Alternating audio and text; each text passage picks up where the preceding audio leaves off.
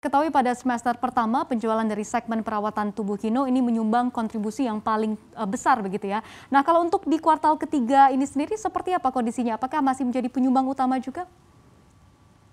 Sebetulnya kalau kita lihat dari historical Kino, kalau dalam keadaan normal ya, kita biasa itu kuartal kedua itu mulai ada kenaikan dan kuartal tiga merupakan peaknya. Dan itu semua didrive oleh penjualan minuman. Jadi dalam keadaan normal, itu minuman itu akan peak di bulan-bulan musim panas, which is di akhir kuartal 2 dan di Q3.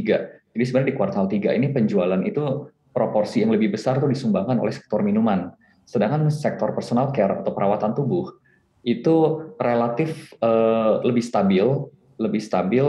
Jadi tidak apa mungkin akan kita lihat secara keuangan mungkin pada saat Q3 ya, pada saat year to date September nanti akan ada sedikit perubahan proporsi penyumbang pendapatan.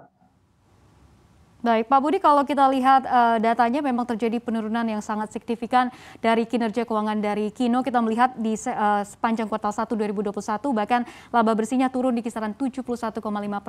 Nah, strategi apa yang akan dilakukan oleh Kino untuk memperbaiki profitabilitasnya pada kuartal ketiga ini? Oke, jadi kita akan fokus di penjualan dulu ya, nomor satu penjualan untuk segmen-segmen yang masih bisa menyumbang eh, masih dicari oleh masyarakat sehingga bisa menyumbang penjualan yang bisa berkontribusi.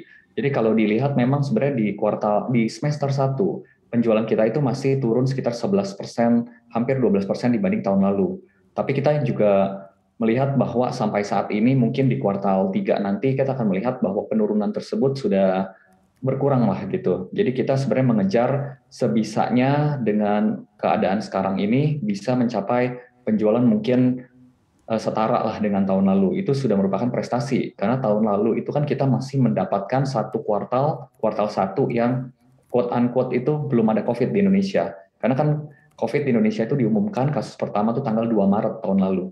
Jadi secara secara de facto kita masih ada satu kuartal tanpa COVID di tahun 2020. Sedangkan 2021 ini kan kita tahu full year itu dengan COVID. Nah, jadi kita mengejar kalau sebisanya kita maintain di penjualan dan profitability yang sama.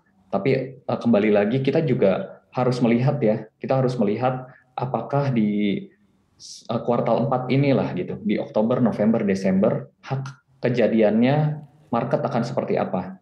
Karena kembali tidak ada yang bisa meramalkan.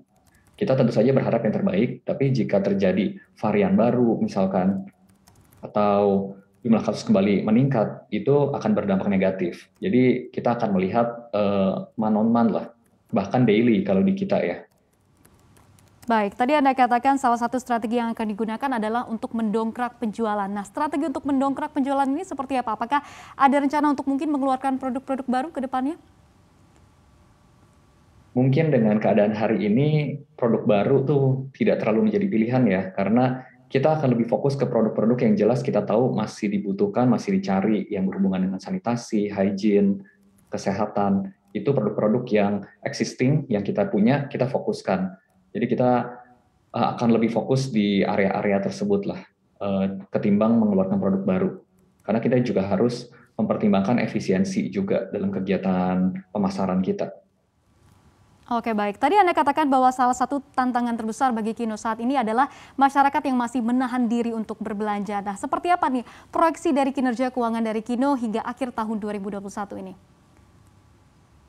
Sampai akhir 2021 kita masih mempertimbangkan bahwa kita akan mendapatkan, kita berusaha ya mendapatkan performance yang lebih kurang sama dengan tahun 2020 lalu. Itu jadi mempertahankan tingkat penjualan yang sama dan profitability yang sama. Untuk informasi lebih lengkap dan berita terkait, klik link yang ada dalam deskripsi. Dan jangan lupa untuk install aplikasi CNBC Indonesia di App Store dan juga Play Store. Jangan lupa subscribe ya.